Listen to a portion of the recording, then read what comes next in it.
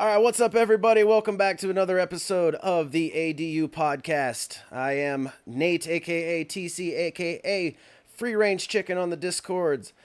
With me, as always, is Big Oller 16, also known as Ty. And special guest today, our good friend and ADU data extraordinaire, Brett, known around Let's as go. properly pronounced as Bestea. Not bestie. Now, Not bestie. best. For AJ, I hope you're watching. It is Bestea. Excellent, excellent. All right, well, great. Thanks everybody for joining us here as always. Thanks to Brett for being our special guest today. If you guys haven't yet, please click like, subscribe, hit the notification bell, all that fun stuff, so you stay up to date on everything we're doing here on the podcast, as well as with ADU in general and the NFL All Day experience. So we want to be your one-stop shop for all the latest going on in the platform. So join us, hit subscribe, and be with us every week here at Wednesday at 9. We're going to start off with the obvious thing. We're on episode 5 of the podcast, and we have a challenge. So Ty, the man, he's been wanting this. This has been his thing for weeks now. The challenge. Man, let us know what you're feeling right now. When it was announced today, I actually was like out the door, right? So I was like out the door at like 4:00. And then I looked at my phone, and then I saw like the notification pop up for Twitter, and I was like, and they were like, challenge coming, and I stopped my car. I went back. I was like, I'm going inside my house on my computer, and I was so excited about it because this is what I've been wanting. I'm a challenge guy, right? So I'm so excited for it. It's a long time coming, but I'm glad that it's here. I'm hoping they said 2 challenges, so maybe like one now and then one more next month. So I'm fine with that because that's what they said in the announcements, right? So I'm excited about it, and I can't wait for tomorrow. I'm locked in. All right, Brett, how you feeling about this challenge finally being announced? I feel great, and from the wording from the announcement, I kind of expected the challenge to be next week, maybe in 2 weeks, But the fact we got it this week's good news. Seems like their technical issues are, whatever they were fixed, so that's good news. Can't wait to ramp up before the season starts. Yeah, I'm with you on that. I was a little surprised to get it, as quickly as we did. But, considering how hard people were hammering them over challenges, you got a guy to my left over here that's been one of those guys hitting like one challenge. And I think it was in their minds to get one out as quickly as possible. And, this buys them more time to get ready for the rest of the season as well. So, now there's a lot of speculation, in our Discord as well as the NFL All Day Discord, the closed beta general, about what this challenge could be. So let's start with you, Brett. What do you think? What are your possibilities? What are your speculations about what this challenge is going to be? Well, previously they've, been keeping to the theme of the week, it seems, when it comes to the challenges and what's going on in the NFL. They had the draft challenge when the draft was happening. They had the trade tracker. They also had, what was that third one? I believe it was the schedule one. Yeah, the schedule release, schedule. right when they released the NFL schedule. So I'm assuming they'll have something lined up like that, but they've had 6 weeks to work on this challenge, Yeah. so it could be something from the past month. It could be scrapped and they could be doing something new. The low-hanging fruit, as you said earlier, Nate, is the Hall of Fame challenge. Yeah. Something to do with Hall of Fame players, just because the Hall of Fame game is right around the corner. That's going to be a lot of fun. It could be things with the Jaguars or the Raiders, possibly, since they're playing in that Hall of Fame game. Yep. It could be teams are back at practice now, so it could be team moments, I guess. It could be contract extensions as well. I kind of tweeted about that earlier today. Yep. There's been a lot of contract extensions. Kyler Murray just signed his. We had Aaron Donald earlier. So that's an interesting one. I'm really, whatever the challenge is, I'll be happy. Ty, what about you?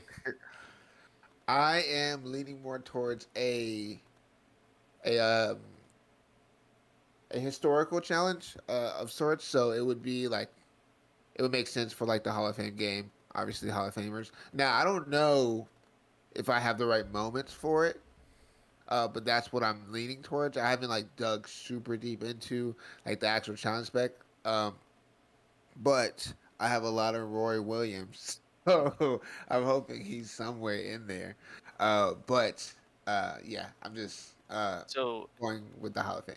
is Roy Williams he was basically the cheapest Hall of Fame player, Hall So of Fame historical? Is that why some people were speculating N- that he would yeah, be a good stack? No, so he actually, yeah, that one was a rookie wide receiver challenge because the yep, All Day had put out a series of tweets that was really kind of highlighting rookie wide receivers. So the speculation on that was he was the only historical rookie wide yeah, receiver in the entire batch so far. So Right, a right. lot of people went to him as the bottleneck because being the only one from the historical side. I do agree with Ty that historical is the one that makes the most sense. Like, the as we'll get to a little bit later, over the last week, the marketplace has pumped pretty considerably. We had a pretty good bullish run going there for a few days, and obviously the historicals are lagging behind. Those really need some help, because as it currently stands, there's not a whole lot of reason to have them unless these particular moments actually have a sentimental value to them. oh, So, after what we've seen with the series ones kind of going on this run, I really think that the historicals are going to need some sort of push, and I think it makes sense as well because I think that's the logical next drop as well. And whether that's going to be a standard pack drop where you're going to queue up, or if it's going to be some sort of rewards related to the challenge, um, I think those two things are going to go hand in hand since they have repeated recently that there is going to be another historical drop before the season kicks off. Um, yeah, yeah, so It would be great if they did a burn challenge as well, because as you said, the historicals have been lagging behind, and part of that reason is they dropped 50,000 packs of the historicals, and we were able to go through that queue a couple of times, and guilty. yeah, it seemed to be a little too much, and so it would be awesome if we could burn some of that out of the ecosystem, and get those historicals pumping. Yeah, I agree. I think that's going to come, but that'll probably be the next challenge. They said they wanted to Yeah. do two before the start of the season, so I think that'll come around with a lot of what we're going to talk about with your analysis later, as far as what they're going to do with the week 13 to 18 moments, as well as the second week 1 to 12 rewind pack. So I think that is all going to tie in together. So I mean that puts my Okay. money on the historical challenge for this one. Then Diamond said that no burn was stated by AJ. Yeah, I'm for not too Okay. sure where. for Awesome. for this challenge, correct. There's no Okay, burn. It's guaranteed no burn in this challenge. got you. That was put in the droppings channel, 100% Awesome. confirmed. So I think that all pushes it farther. We've again with how much the series ones have really gone on a run, left the historicals behind, and like you said earlier, Brett, I think they've had a couple of challenges in the queue for a while that whatever technical issues that they were experiencing kind of put it on the back burner. So if they get those technical issues fixed, then the next thing is to just run one of those things back. And Yeah. Exactly. it could be to the point too where enough time has passed that anybody who was speculating on those is, almost out of the speculation unless they're just I'll just sit on it. So, So, quick question. They did say at least two challenges in the blog.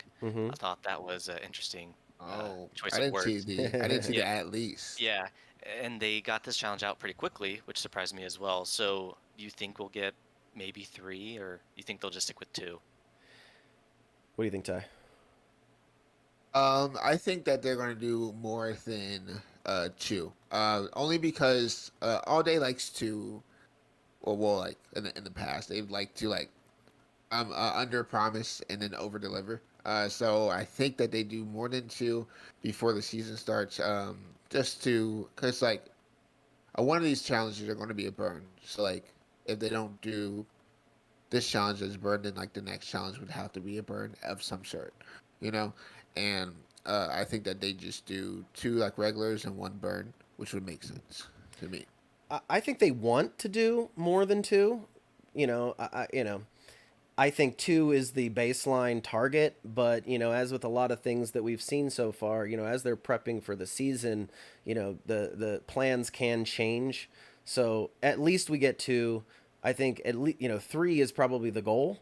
Whether or not they reach that goal is something that only time is going to tell.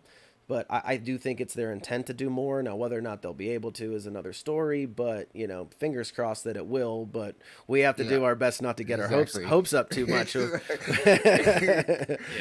we do have. It's now what, 5 weeks before the season starts. Yeah. Yeah. So honestly, two is plenty because. They mentioned some historical they have historical content coming. Yeah. They have 2 rewind packs coming. Um, Stuff around the preseason games. It'll keep us busy. We don't need too much, but hey, more the merrier. Yeah, absolutely. For sure. I mean, I'll be fine with just two, because again, we do have two more rewind packs to go. But there was a thing where like someone said that they might not um, start like series two on like kickoff, right? You guys think that that's like a possibility, or?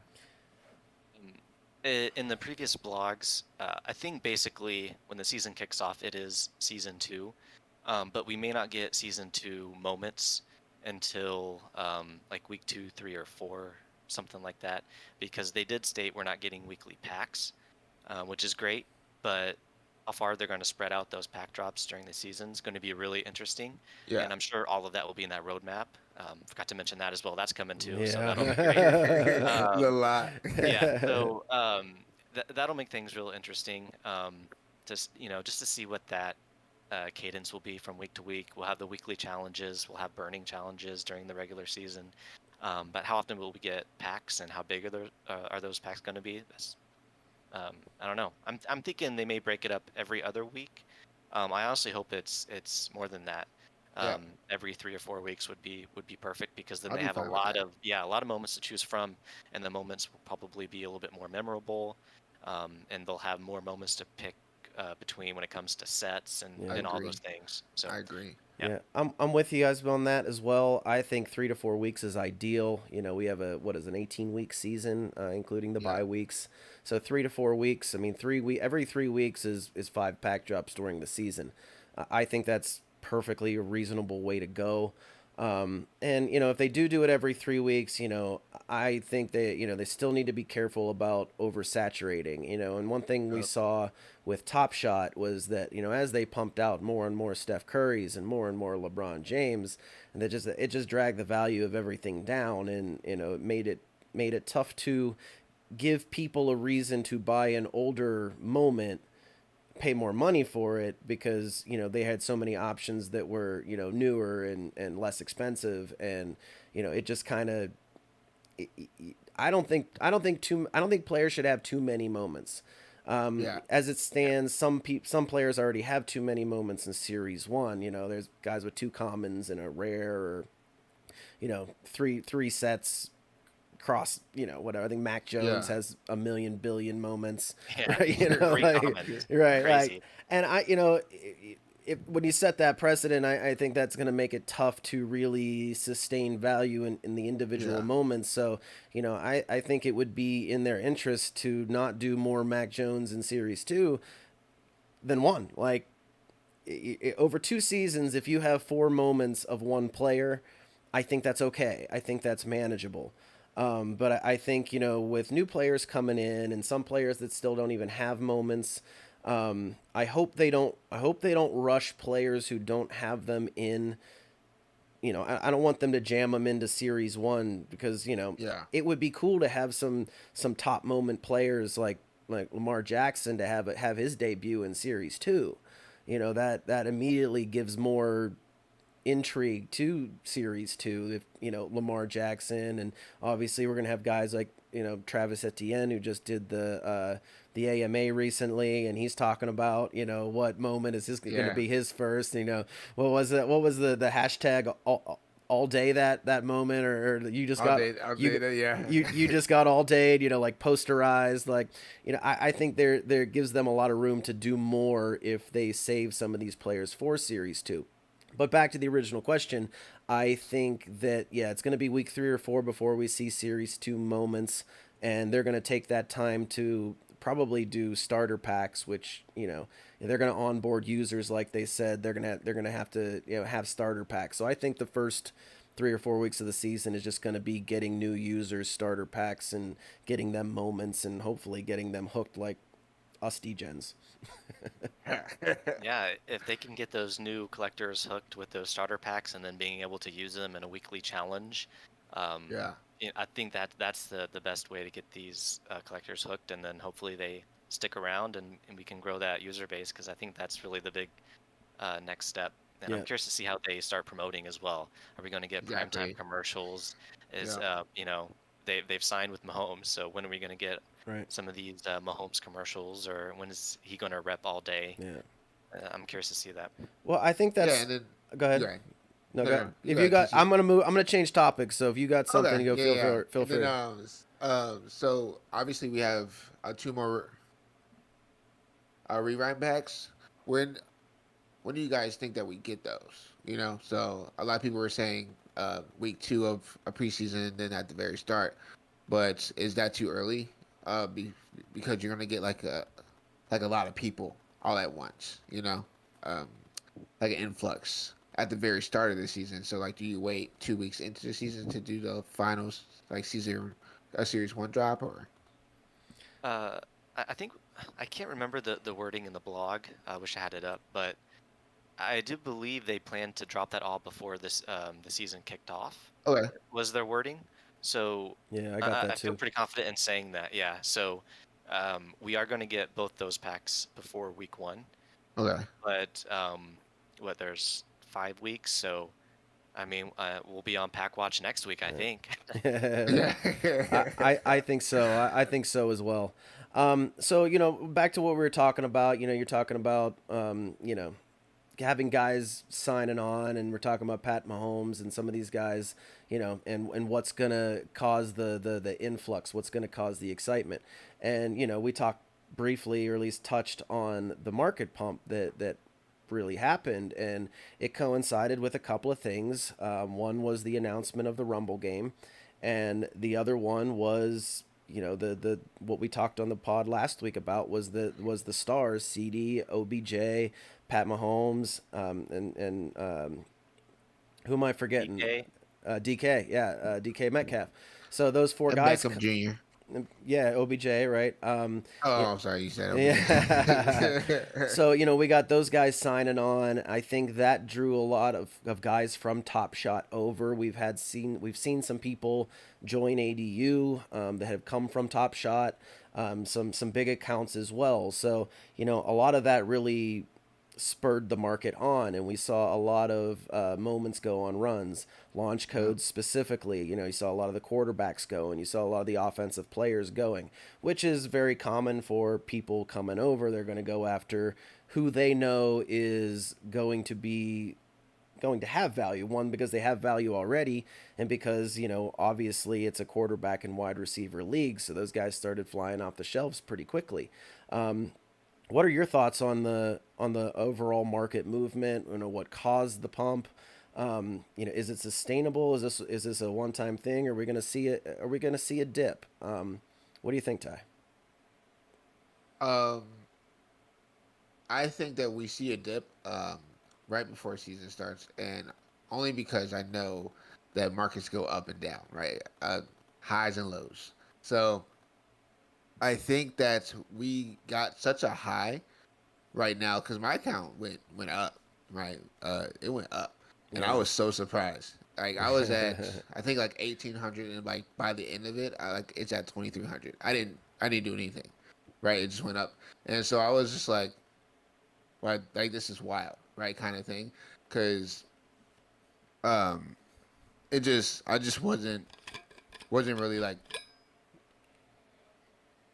wasn't really like expecting it. So when it really happened, I was just like, okay, cool. It's going to go down a little bit, and then it really has like stayed at that level. But it would have to take some like challenges, because like a pack drops also like moves the market down as well. So like we'll have two more pack drops, so that's going to move the market down. So I think it goes down just a little bit, and then as the season starts, and then as we start getting a lot more, utility for these moments, they'll just start to rise as well again. Brett, what do you think? It's really tough to tell. All day has been saying all the right things when it comes to scarcity, challenges, burning, all that jazz. So when that roadmap comes out, I could see the marketplace really booming if it has a lot of information that we're wanting, Yeah, because it's also going to tell us a lot about what season two will look like. And I think a lot hinges on that. If they stick with one common max per player per season, or at least for season two, um, or at least one moment per tier, if they maybe they decrease mint sizes for the commons, because in a previous blog they said they're not going to go over 10k. Um, if it did move, it would go downward. So maybe they do reduce the mint size.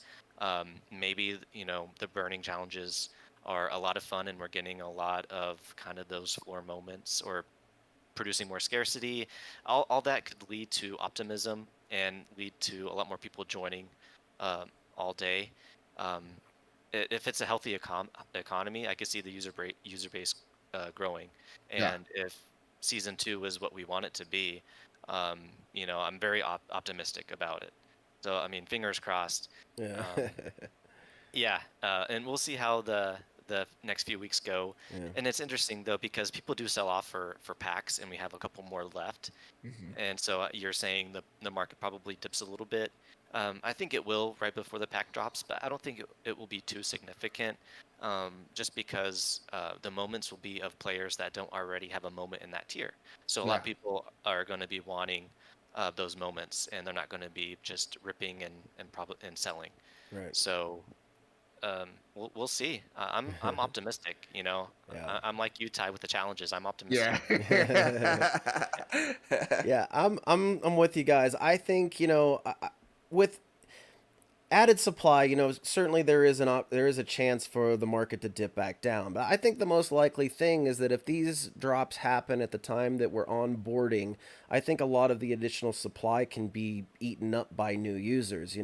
I don't think it's out of the question to has to see the user base double, right? I think we're around 80K right now of active users. I don't think it's out of the realm of possibility for it to be at 160K. That's to me not very much.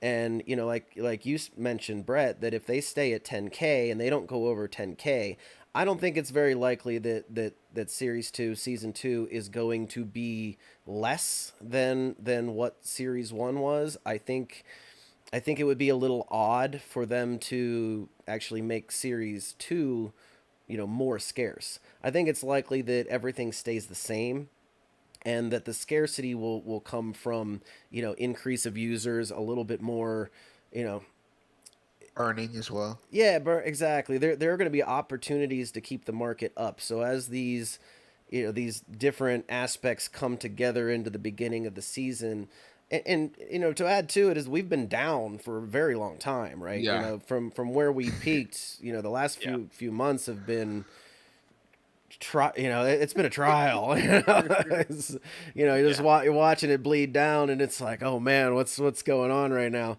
And especially after so many of us have Top Shot PTSD. So, yeah, literally. but it is important that they have listened to us, when it comes to scarcity, that they do take that input, and it has been important to them. That's, to me, means everything. So I think we are going to see, at worst, a flat line. But as long as they are onboarding members and they are putting out things that get people excited, like having the OBJ and Mahomes and the rest of the stars signing on to this, that there will be a real chance that it doesn't dip at all, and it just keeps ticking up. Just Exactly. to add to that, the NFL is just a different beast, Oh, totally. especially here in the United States. I know we Yeah. have collectors from all over the world, but man, everybody is watching the Thursday night game. Everybody's watching Sunday night, Monday night, um, and it's just a different beast. And there's going to be a lot of enthusiasm around the NFL, and there's going to be a lot of enthusiasm for the all the fantasy leagues drafting Yeah. Yeah. their teams as well. Yep. And I think if All Day can capture that enthusiasm, if they're doing all the right things, I don't see why the user base won't grow. Yeah, agreed. So, okay, so Agreed. so Josh, he says in the comments, it says, "Does Bestea have his NASA T-shirt on, referencing launch codes and us going to the moon?" Oh, yeah, I'll take credit for that. Maybe. All right, Do you so have do you go have ahead. launch code set? I do. Yeah. Oh yeah, oh yeah. So Oh yeah, I'm team launch codes all the way. It's the first that I basically wanted to get, and that was primarily because I'm a Chiefs fan and Patrick Yeah. Mahomes is in that set. Yeah. So once I shelled out the big bucks for Mahomes, I was like, man, there's Herbert, there's Yeah. all these debuts of receivers and quarterbacks. I might as well go all in. But yeah, it, we can talk about launch codes another time. yeah, yeah. All right, so back to the market. What did you guys do during this run? Did you buy, sell? Did you get some stuff low and see it go up? What was your participation in this little pump, or did you just watch it all and smile? That's basically what I did. I just watched it. I was smiling through the whole thing because I knew because I had already bought, right. I Yeah. I said this like 2 episodes ago. Like I had bought everything that I ever wanted, right. So like I didn't really need like anything else, right. And so I was just sitting at this value, and then when everybody just started buying, I said yes, keep going, and it kept going. So I just stayed out, and I didn't really buy. I think I bought two things, but I need to get back into buying, for sure. But yeah, I just been chilling. What about you, Yeah, Brett? I kind of I sat on the sidelines as well. I mean, man, those rares really pumped, especially some of those receivers and Mm-hmm. some quarterbacks as well. And as you guys know, and a lot of other people in All Day Unlimited, I like to make 50 spreadsheets before I make one buy, just to make Right. sure it's a good buy, a good buy.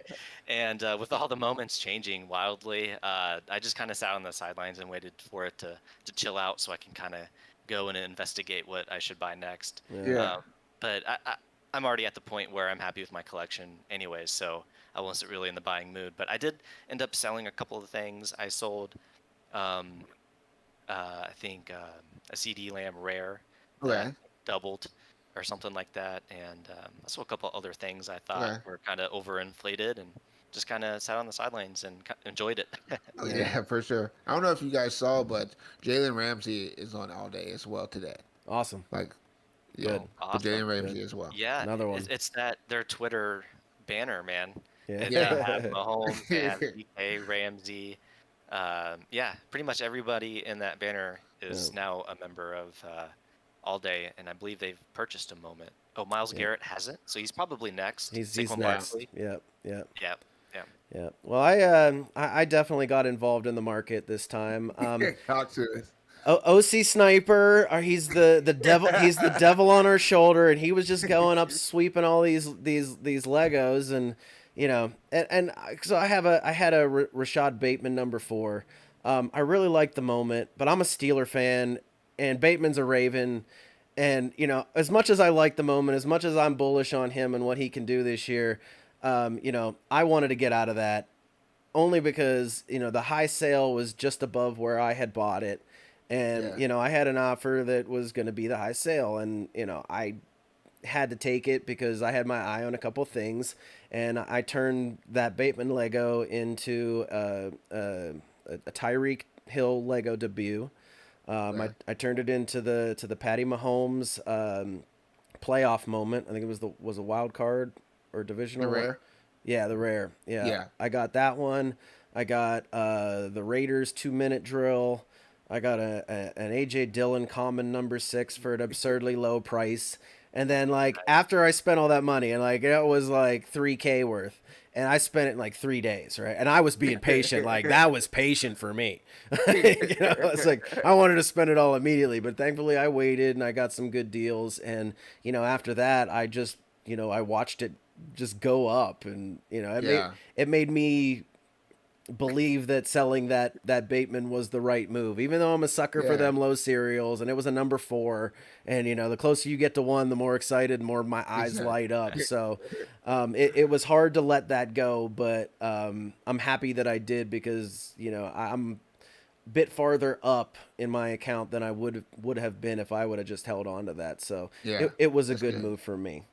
That was a Yeah, good trading decision. Yeah. yeah. Those 3 days you waited to spend all that money actually shows a lot of restraint, because we know it would have taken OC Sniper an hour, Oh. probably What? 5 minutes. No, Yeah, probably Oh, 5 minutes. yeah, yeah. Well, what's a lot of money to me is not a yeah, lot of money to him, I don't think.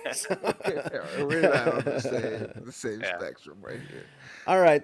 So let's go on to the next topic here. We Brett, we had talked during the week leading up to this, that you have done some research, you've done some spreadsheets, you've done your thing, the data man himself.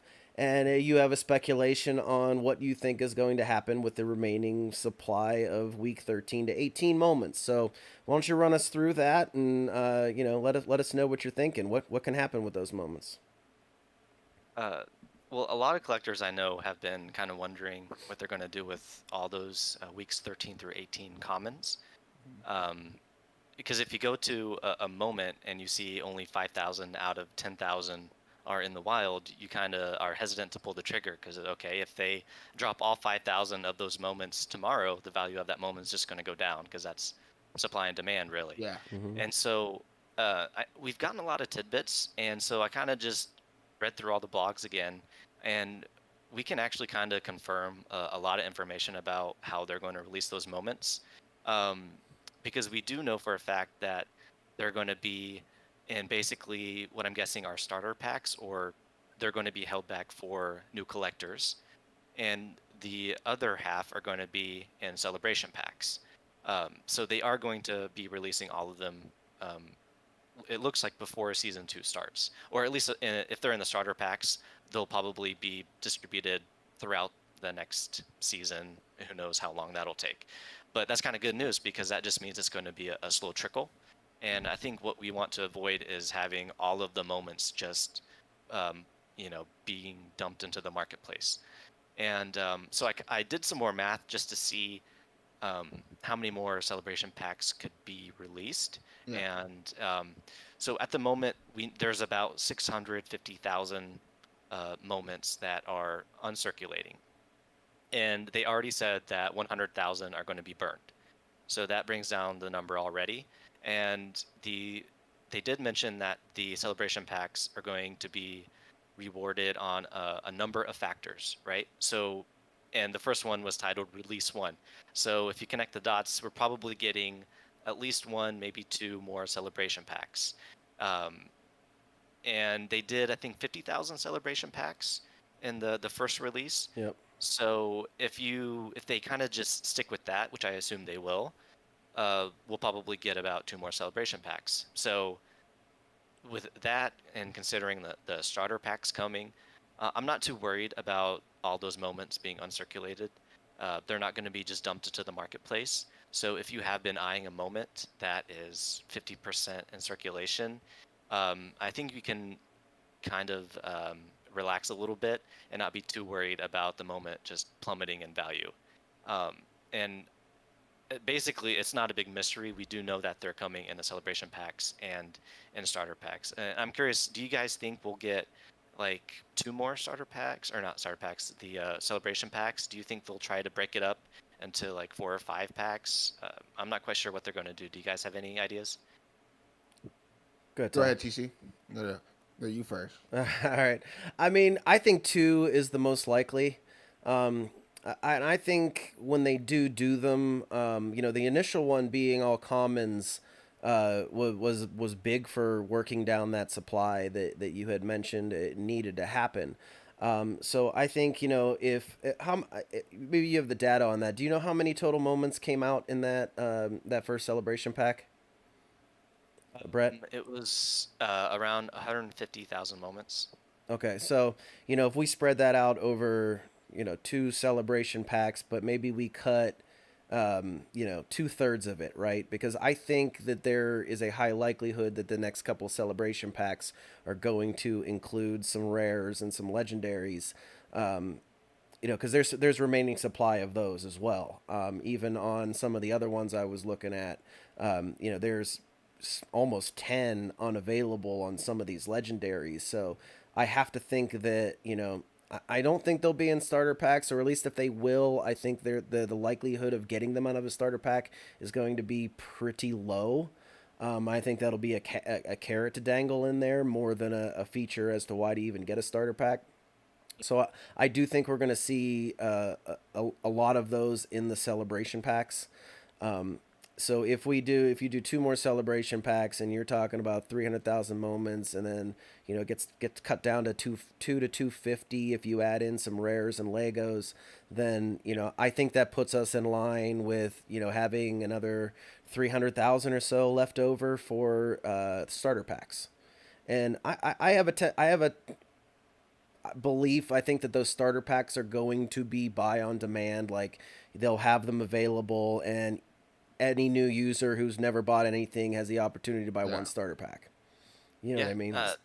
that is something that Top Shot did Right, with right. their starter packs, I believe, and they had a lot of them. And that's the other thing, is if they actually put a lot of them into these starter packs, or they're holding a lot for the new collectors, that could eat up actually a lot of the supply, and we could just be getting Exactly. one more celebration pack. So Yep. what we do know for a fact is that it's probably going to be a slow trickle. I don't think the next celebration Yeah. pack is going to dump 100,000 packs. Yeah, yeah. It's Exactly. because there were only 50,000 um, in that last pack, or the last release. Right. Yeah. Very, very. Uh, I mean, there are definitely some moments that are wonky in value, just because only like 40% are in circulation and only like 3 are listed. Right. Like Darnell Mooney had a moment where only one moment, or had a time where only one of his moments were listed, which was Wow. crazy. But yeah, because of how they did release one, I'm not too worried about getting some of the moments you want, if the value is not too wonky. Yeah. Exactly. Yeah. I think yeah, I like the whole like two celebration packs, because like some of them might have like some rares and legendaries, because they got a little bit of backlash of the first celebration drop, just because everybody was like, "Wow, there's no rares or legendaries." And I'm not gonna lie, I wasn't too excited to open my pack, just because there was no like chance at like a rare or a legendary. And I think that if they just put that chance in there, then a lot more people will get excited. And I think they saw how like everybody wanted at least a chance at like a rare or a legendary, and they're very good at listening to us and then making changes. So I think that the next pack will have some rares and legendaries. So I do hope that a lot of them are in starter packs. Then that means that the more the moments comes out, means that the more people that are coming in, kind Yeah. of thing. So it's like hand in hand, kind of thing. So I don't really care if this moment goes down that much, because more people are coming in Yeah. to like pump Yeah. the market, kind of. Sure. But yeah, Brett, So do you, a question on that? Do you have you looked in at all to how many rares are left undistributed or out of packs? yeah, I was just gonna comment on that. Oh, okay. So Good. I don't mean to be the bearer of bad news, but I don't think they're going to have rares and legendaries in celebration packs. And my thought process is they had all of these commons kind of left over, and they're trying to figure out what to do with them. Hmm. So right. they are deciding to just put them in celebration packs as a reward. They're kind of working backwards, Sure. Okay. in that sense. The rares and the legendaries that are left over, those are all, I believe, going to be distributed in challenges, because they were a part of the challenge reward packs. Correct. Okay. I believe all the other rares and legendaries are pretty much fully distributed, or they're in packs that people are just holding in their Yeah. accounts that are unopened.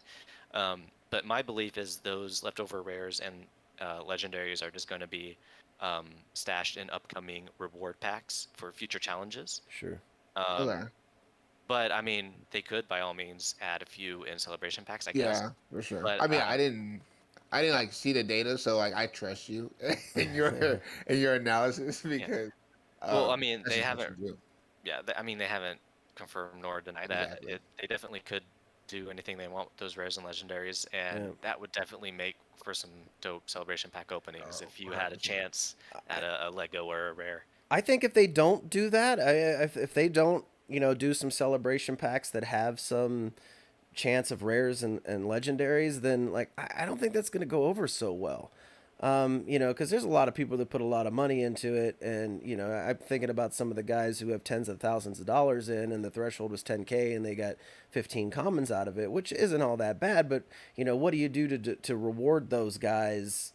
You know, continuously, because if all those rares and legendaries go into that into the reward packs, then it almost feels like you're leaving the early beta guys kind of behind a little bit. Yeah. And then Yeah. Rough Spin, he said, what will the qualifications be to get the next celebrations packs, in your opinion? Like, what do you think that they do next? That's a good question. In my Twitter thread where I kind of broke down the unreleased numbers, I kind of speculated a little bit. I just threw out maybe they look at how many packs you bought because that shows that you've been active and queued up for packs. Yep. Or they could just look at something like total moments owned. Um, they could go a lot of ways. I don't know. What do you guys think? I mean, I think that the most likely could be total moments owned, because there's a lot of people who don't have a huge accounts that have hundreds and hundreds and hundreds of moments, and that's dedication every bit as much as somebody who's out there spending hundreds or thousands on legendaries and rares, right? So I think that is going to be at least one of the celebration pack um, uh, um, qualifications, however you want to say that. But I think that rewarding that and potentially putting rares and legendaries in, or not, I mean, I don't think they should. If they're going to go by pure numbers, then I don't think they should have rares and legendaries in those packs, just because I think the net spend is more rewardable in that way Yeah. than pure numbers are. So I'm not sure how they reconcile that. Um, but I mean, anything is really on the table. They've thrown us Yeah. curveballs before, so Exactly. um, it's really hard to say. At least for me. Yeah. I think they do whatever will get them to like 49,000 packs. I think that they're like in a room that's like, all right, cool. This is how many packs we need to go off of. We need to find a way to like still like reward the people who have been here. But Yeah. like we need to hit this number kind of thing, Right. So I think that may be the way that they do. They've already done like a like money thing, so I don't think like a whole like a money celebration thing will happen next time. I think that they maybe do how long you've been in like all day, or maybe like how many moments you own as well, Yeah. because you can own 100 moments and get 2 packs, but then Sure. have like a lower account value than someone who owns 2 legends. Yeah. Yeah, So I think they might do those. I'm trying to think of ways they could actually, like, what metrics they could use to say, wow, you've been really active in all day, or you've contributed a lot, spent a lot. And, of course, they already did net spend. And I can just think of, that's why I threw out number of moments owned, pack spot, and something else that just crossed my mind would be challenges completed. Maybe if you um, completed a challenge already, they're going to say thank you, and you get 1 pack. If you completed 2 of them, 3 packs, all 3, then you get 5. I don't know. Yeah. Just kind of throwing ideas, but Yeah. I don't really see that many ways. But I mean, it's on the blockchain, so Yeah. Yeah. they can find a Yeah. way to Yeah. to dig up some data that they could use.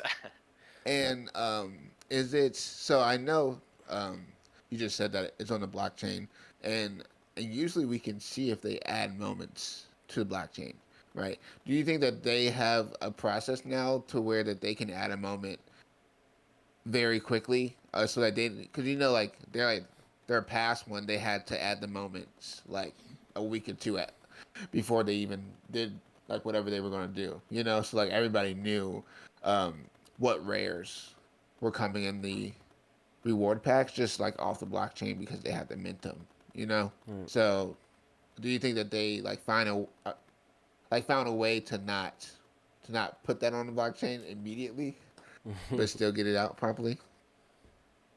Nate? You know what? I don't really know. Like, Yeah, I was gonna say this is the perfect time to bring in Diamond. He Yeah. would know. yeah. Hey, Uh, future episode. Future No, episode. there it you gonna go. come. I mean, they've had moments from the previous week in packs, so they could definitely do it less than a week. I don't know much about the blockchain to say if they already have these. I mean, I bet they already have moments curated. Um, the minting process, to get them on the blockchain, um, how long that process takes or whatnot, I don't know. I think for the last couple of reward packs, they were able to have them minted in at least a couple of days, if I remember correctly. Don't quote me on Okay. that, but they can get moments minted pretty quickly, it seems. Yeah, I'd agree with that. All right, here's a question from the chat, which I think is pretty interesting. Do you guys think premium packs are dead, or will we see more of them? Um, Yeah, That is a great question. it is. no, but I think that they come not every single pack drop like they were kind of. So it's like Top Shot is doing this thing where they have like a premium pack drop where it's like a guaranteed legendary, blah blah, all this stuff. It's cost like $800 kind of thing, And I think that they do something like that, but the premium packs that they had, no. I think that they um reinvent their like premium packs because Yeah, those just weren't working. yeah. Until we see them do a different pack drop or a different type of pack drop during season 2, we can't really know.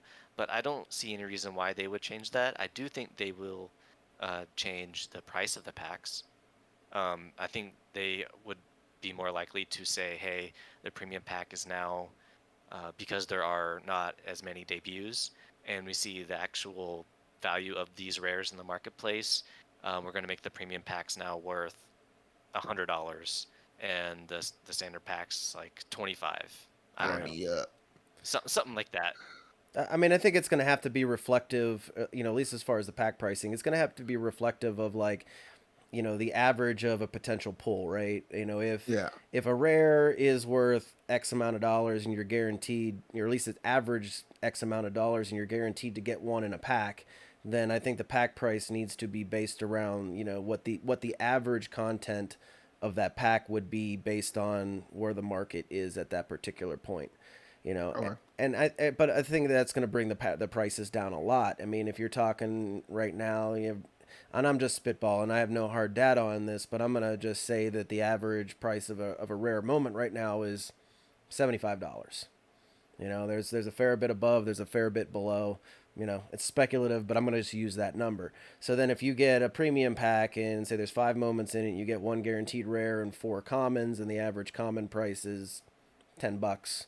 Okay, now you're at $115. So, I mean, I could see it being in that 119, 109 range for a premium pack. Yeah. Somewhere in those lines. But again, like Brett said, it's going to be entirely. We're going to have to see what they do for Series 2 before we really. Exactly. We're just speculating at this point. So. Do you think? Do you think that the pack price has, like the pack price has a effect on like how people view how valuable a moment is, or do you think it doesn't matter?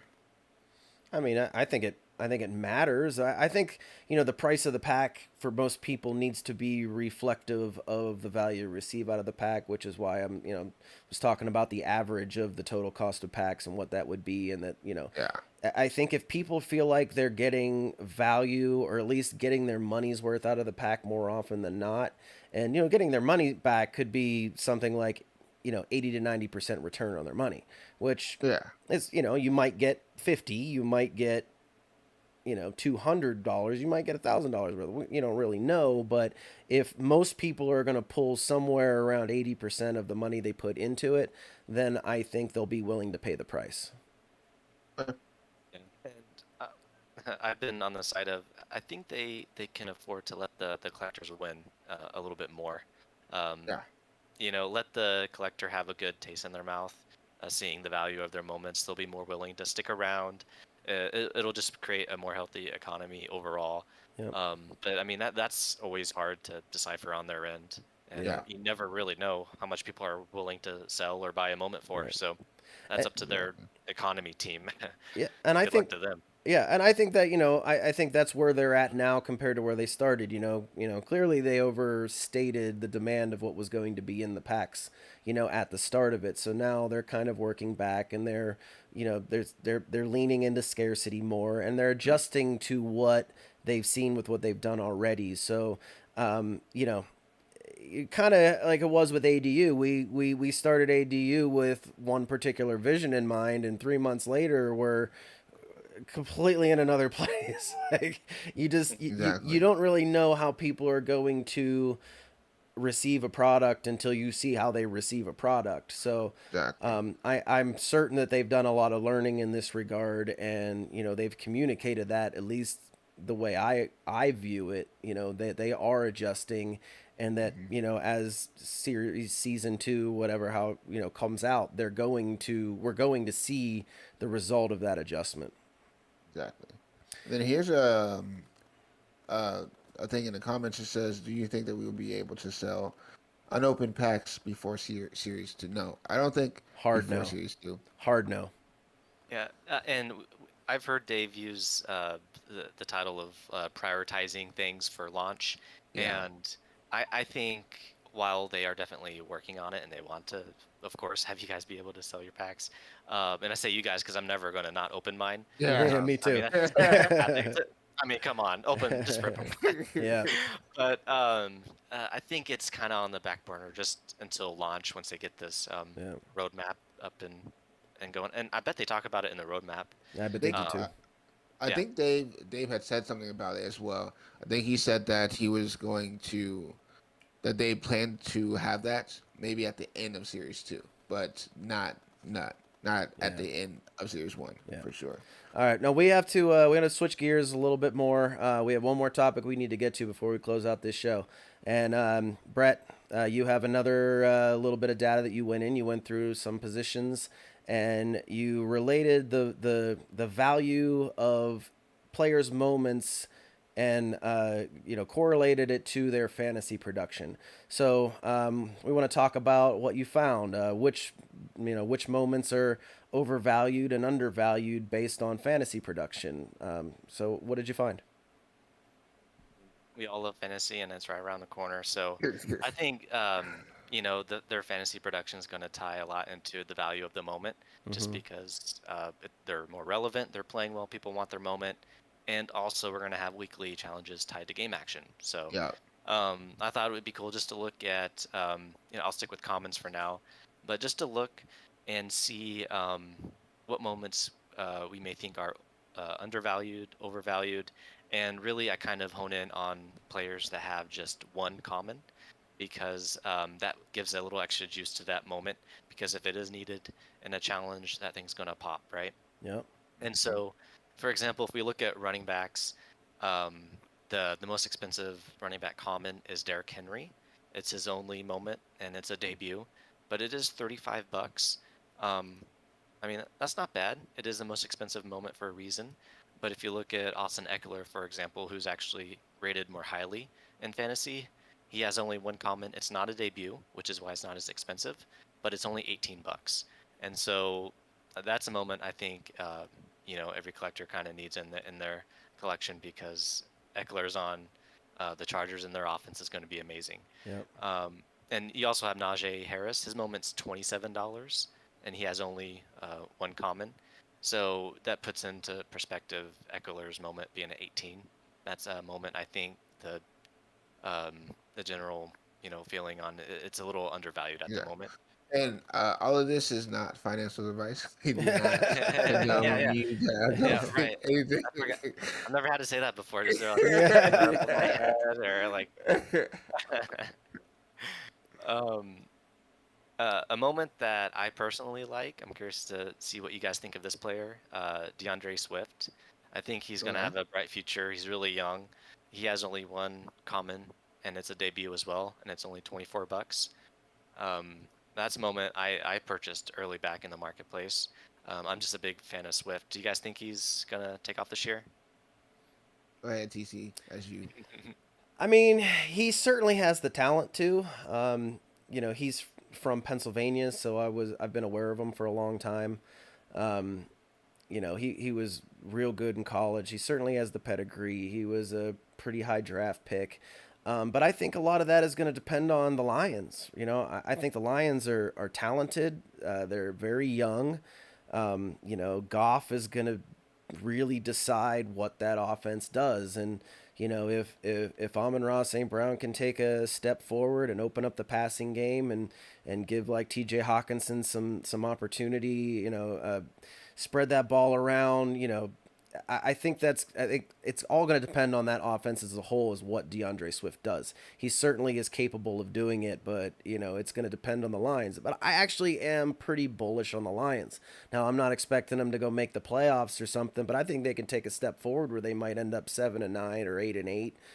Kind of really show some of that high end talent that's very young but is extremely talented. They've had some good drafts. They've had a lot of picks. So I think they're really kind of still a couple years away from really contending, but I think the pieces are there. Yeah, it'll be interesting to see if they go after a top quarterback in the draft next year. Agreed. Because if they get the right young quarterback, that'll be a fun team to watch. I always root for the Lions. I always kind of feel bad for them. All right, moving on. There are 4 moments I wanted to point out. Because all the other moments I mentioned are, kind of in the 20s. But then you have Antonio Gibson, Josh Jacobs, Miles Sanders, and Clyde Edwards-Helaire. They all have one debut, or one common that is a debut, and they're all right around $10. Yep. So I think you can kind of pick which running back you like there, and with how cheap they are, it's not really a lot of risk, and I could see any one of those running backs, hitting a challenge. Yeah. I personally, I like Antonio Gibson a lot, and I'm a Chiefs fan, so I think Clyde Edwards-Helaire will show people why he was a first-round pick, even though I don't really think he should have been a first-round pick for the Chiefs, but that's a different topic. So out of Sanders, Helaire, Jacobs, and Gibson, who do you like, Nate? Well, as far as like talent goes, I'm a Josh Jacobs guy. I do think he can be the bell cow back. I'm just not sure that the Raiders are going to give him that opportunity. His per yards per carry numbers weren't great last year. It was, he wasn't as productive as I thought he would be. I drafted him high in a couple of my leagues. And it just seems like the Raiders have maybe soured on him a little bit. I personally own a bunch of them because I do, and I bought them all around $5 because I think he's just absurdly low priced. But I mean, he may not get into that $15 plus range unless the Raiders really commit to, getting him the ball 15 to 20 times a game, which I'm not sure they are at this point. Now, a good camp could change that, but as it stands, I'm not quite sure. I think, Antonio Gibson is a very good one. He's kind of suffered under, that Washington offense considerably. Heineke was decent last year. I don't think Carson Wentz is a huge upgrade. But he can at least throw the ball. So if they can, they can get McLaurin and Cam Sims and some of these other guys to really open up that passing game and get defenses to not quite cue so much on Gibson, I think he's the most likely breakout candidate. So I like that one as well. Miles Sanders needs to prove that he can stay on the field. Him and Edwards both, Edwards Hilaire both, like they both need to show that they can stay healthy. And I think, particularly in Sanders' case, he's another one that doesn't necessarily have the full complement of touches that he should have. Like, for whatever reason, they like to spread the ball around. They use a lot of different running backs. Boston Scott saw a lot of work.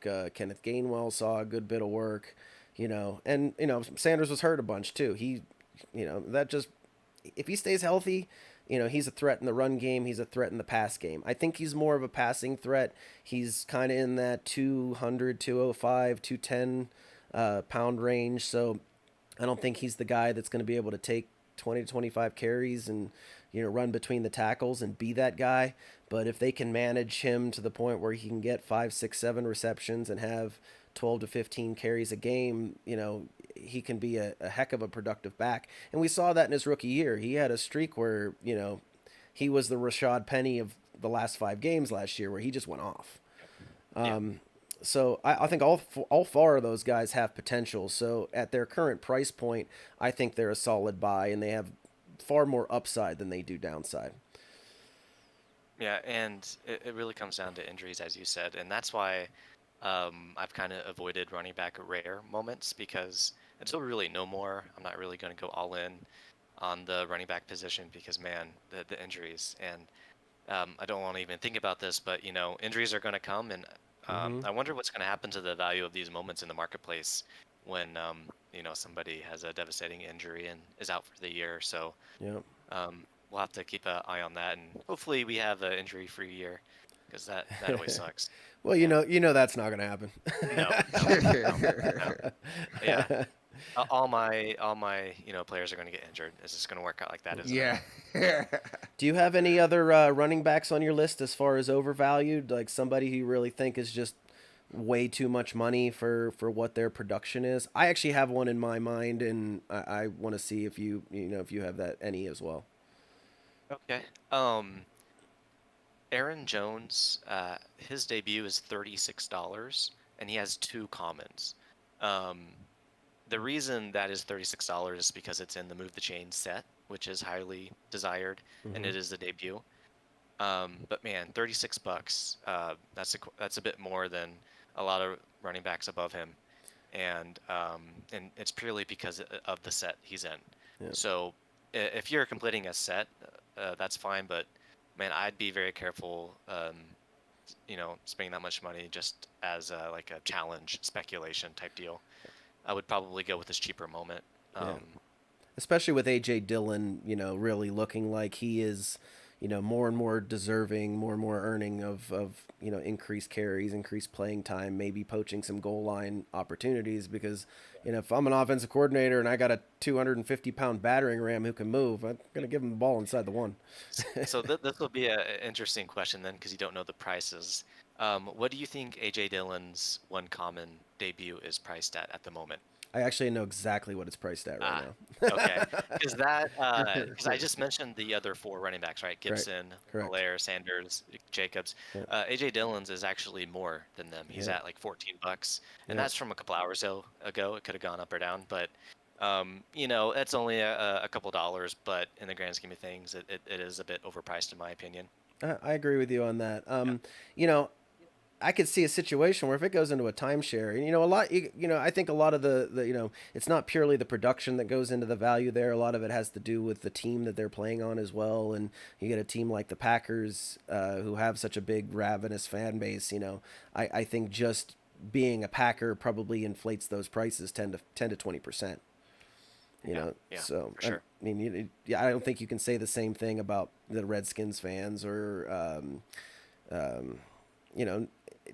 Chiefs fans are great fans. Y'all got a heck of a thing going at Arrowhead there. But, as far as, national fan appeal, it's always going to be the Cowboys, the Steelers, the Packers, those The big. Falcons.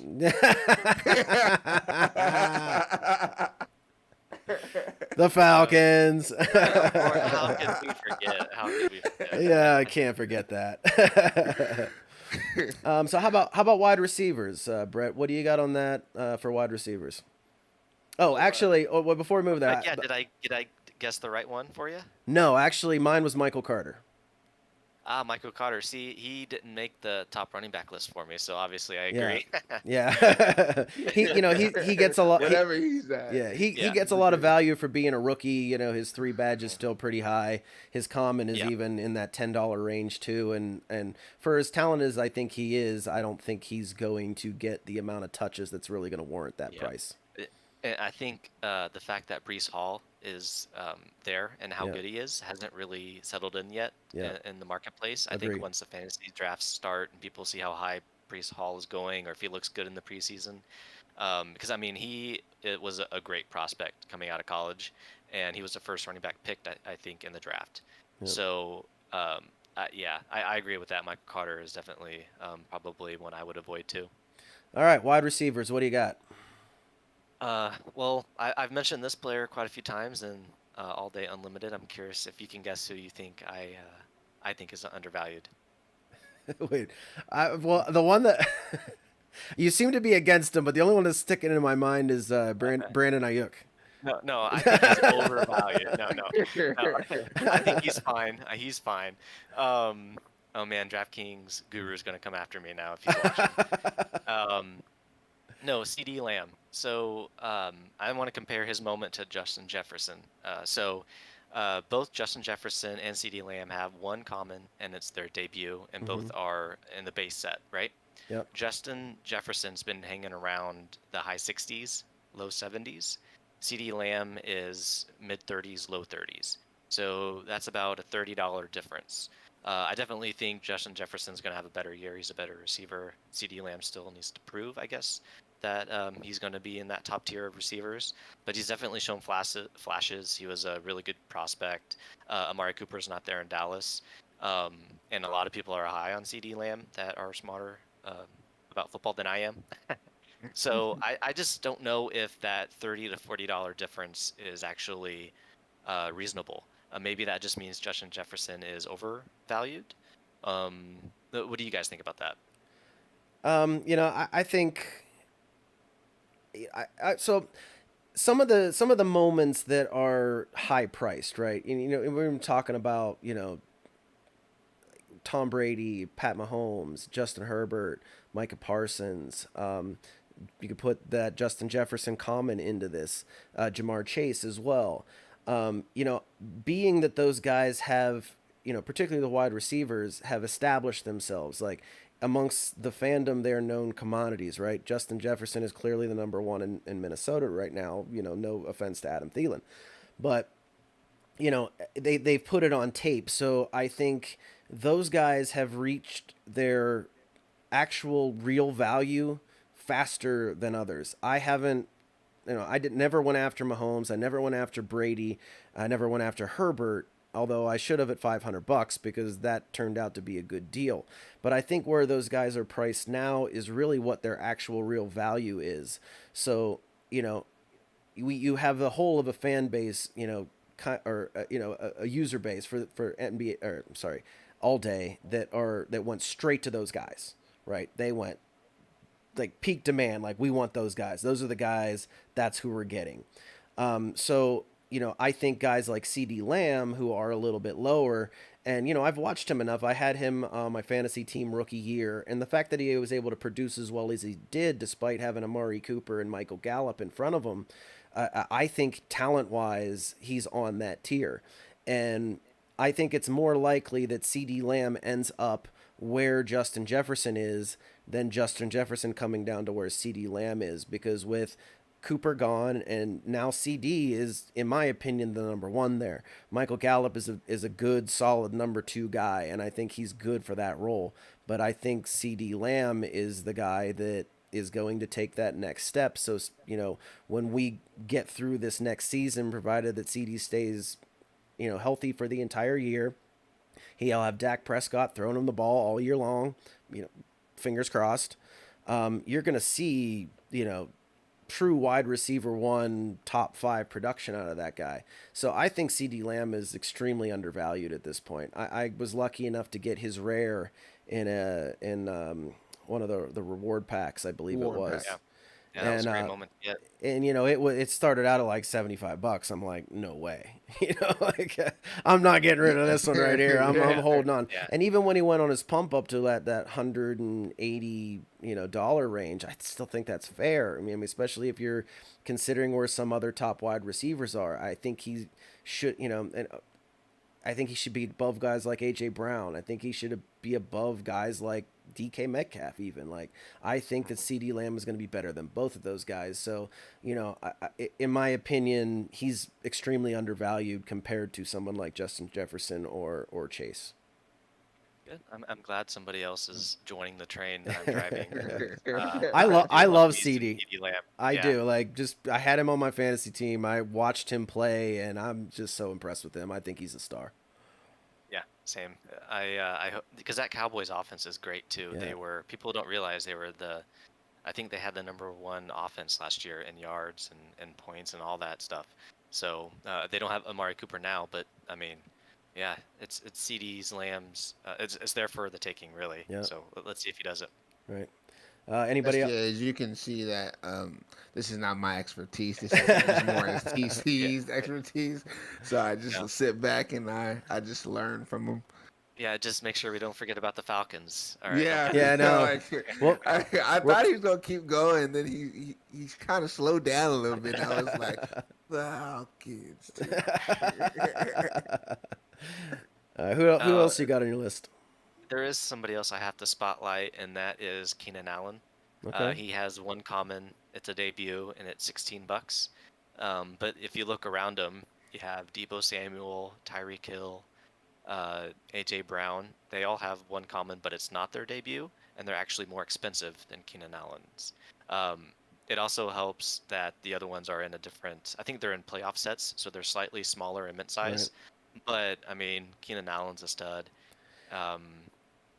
I mean, he's getting up there in age, but I don't think he's going to have a big dip in production at all. That Chargers offense looks really good. Yeah. And I'm honestly still surprised it's that low. I think my biggest issue with Keenan Allen and why he's down, and it's a kind of a reason why he has never really been a highly regarded fantasy player as well, unless you're playing PPR. Is that he's a volume guy. Like he's gonna be in that 80, 90, 100 catches a year range, but he's never really put up the huge touchdown numbers that you see from some of those other guys. He's been a 5, 6, 7, 8 touchdown a year guy. I don't have the stats in front of me, but I don't think he's done double digits too many times. And I think that hurts his perception considerably. It's not necessarily the reality. He's absolutely a stud, but without those highlight making touchdowns that, some of those other guys have, I think that's what holds him back. Yeah, I can see that. But yeah, it was just kind of shocking to me because everybody around him in consensus fantasy ranks seems to be a few more dollars expensive, and they're not debuts, and his is, and it's his only common. So there's a lot of different factors in play there that have me thinking I should grab a few more. Yeah, I got one in one of my celebration packs, and I'm holding on to it for sure. And especially it's sitting at like $20 or something, or $17, something. I mean, at $17 for that common, that's an absolute steal. So, all right, I'll go get one. Hey, I'm sold. All right. Not financial advice, remember Yeah, that. not financial Not advice. advice. That's right. What do you got on the overrated side? There's not too many, I think, that are too badly overrated. But there are a couple. So Devontae Smith now with AJ Brown in Philadelphia. I don't know how much action he's going to get in terms of receptions and yards because I know that Eagles offense is going to run a lot with Jalen Hurts.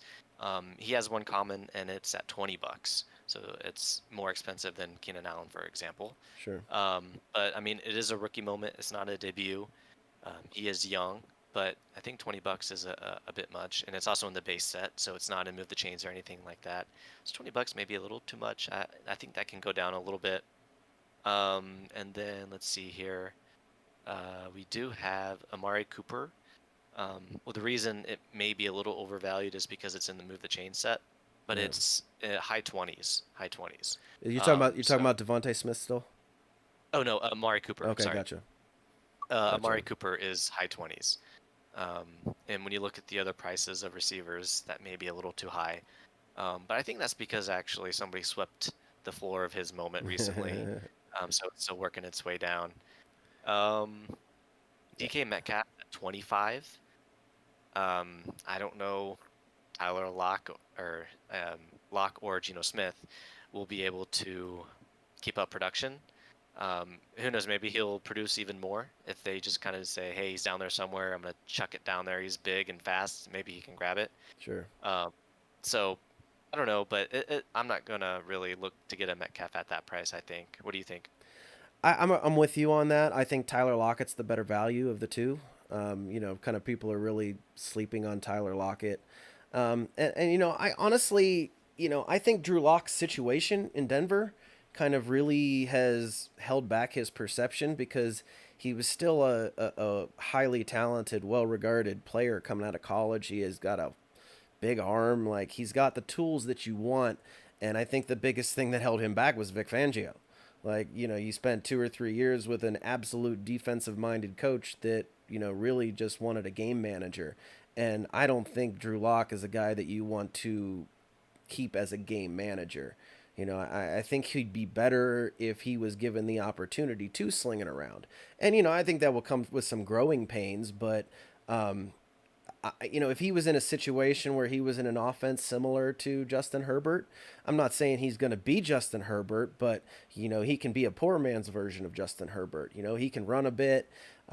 He's got a nice arm. He's got some pedigree. And I just think he needs a place that's going to allow him to really grow and blossom into the quarterback people always thought he could be.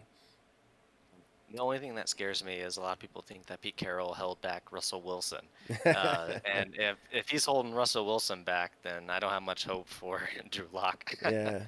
Well, I mean, that was very, I don't know if I necessarily agree with that assessment. I think Russell Wilson is exactly who Russell Wilson is. Like, Russell Wilson in the Seahawks was exactly who Russell Wilson was with Wisconsin, and is exactly who Russell Wilson was with NC State. That's just his game, and I think that's the game he plays, right? He scrambles a little bit. He's a good passer. He runs the offense well. He's not going to be a Pat Mahomes. He's not going to be a Justin Herbert, but he plays exactly his game. And, I think that the people who might be saying that about Russell Wilson are the people who want Russell Wilson to be more than what Russell Wilson is. Yeah, it's going to be weird to see somebody besides Russell Wilson running that offense in Seattle. It'll be definitely a team I'll keep my eye on, see how things go over there. Well, that's really, I think, most of the players I wanted to talk about, unless you wanted to bring up some names. And nothing off the top of my head as it currently stands. I think you brought up the guys that, really stuck out to me. So, and I didn't really have spreadsheets of just looking at things, and you pretty much hit the nail on the head on most of those. So, I think we're really spot on with where these prices are. And I think your data really kind of highlighted what many of us suspected. So, on what we just talked about, we kind of was a whole lot of myself and Brett in that. So, Ty, what do you have in regards to what we say? Any questions? Any sort of thoughts in that regard? Yeah, I thought it was a really good insight. I'm not a pro football guy, right? I'm a college football guy. And but you only watch the SEC. That doesn't count. Yeah, I only watch the SEC because that's the only conference that matters. I'm letting everybody know. ACC, kick it out the door. Kick it out the door. I can't talk because the Jayhawks. I mean, they can't field a competent football team. They leave it all on the basketball court. But this is my first year truly locking into the pro football scene. So during these whole little a knowledge spells. All I do is just sit back and just listen because like I need to know like who to look out for and like who like is good and who's not good and things like that. So it's good. It's good to get like insight, and your spreadsheets help a lot because I know who sucks. You're like, this is super overvalued. And I'm like, all right, well, he's not It'll good. be interesting to see how many collectors. I'm sure there are other collectors like you who Yeah, focus more on college football or other sports, but they like the idea of all day, or they like NFTs, or yeah, for whatever reason they're dipping their toes into all day. So, uh, yeah, it's cool to see a wide variety of collectors like that. Yeah, yeah. I agree. So I think that's a good place to wrap this up. We kind of went about a half hour over, but What I a think good I think it episode. was well worth it, man. There's a lot of good stuff in there. So, Brett, we appreciate you joining us today. Who For the Day whole Andrew time. had some family things to deal with today, so he couldn't join us. So we appreciate you stepping in and sharing your insight and knowledge and research with us. So thank you from all of us here at the show and ADU in general. We appreciate you, everything you do so much. A 100%. lot of fun. And Yeah, thank you for having me on. Absolutely. And, as uh, always, guys, if you're out there and you haven't clicked the like button, please do. It helps us out so much. We really want to get ourselves out to more eyes because we think we have something to offer people in this space. And you can help us by liking it and sharing it and being here every week with us. If you're new here and you want to know how to get involved with AD Unlimited, first option you have is to go to the NFL All Day Discord. Go into the closed beta general. AJ and Zach and Ryan, they all do a great job. we love And them. Otis, can't forget Otis the King. We gotta, we gotta give a shout out Shout to out all our crew Odie. over there. They're the best. They support us. We support them. We have a great relationship with those guys, and we appreciate all they do to help us and. So go over there and give those guys some love. Get to know them, and in turn, you're gonna get to know us as well because we're over there all the time too. So, second chance. We made the announcement last week that we do have we're a public server now. AD Unlimited is. We're not fully public. We have a public area. So if you do want to come check us out, the Discord link is in the description, along with the NFL All Day closed beta link. So you can go to either one of those. Go to NFL All Day first. They're number one. If they don't succeed, we don't succeed as collectors and as a community. So it's very important for us to make sure that All Day has the representation that they're the eyes on them. So that's our number one thing. So once you do that, come visit us, get to know us, and we just be one big happy group, one big happy community. Everybody succeeds, and we all have fun doing this. So please do that. And again, if you haven't, hit subscribe. And as always, we'll be here at 9 p.m. Eastern every Wednesday. I'm in the Mountain Time, so it starts at 7 for me. So I try to make sure I'm not giving you all the wrong time. But yeah, 9 p.m. Eastern Time every Wednesday night. We are All Day Unlimited. So for myself, Big Holler, Bestea, we guys thank you, and we'll see you next Wednesday night.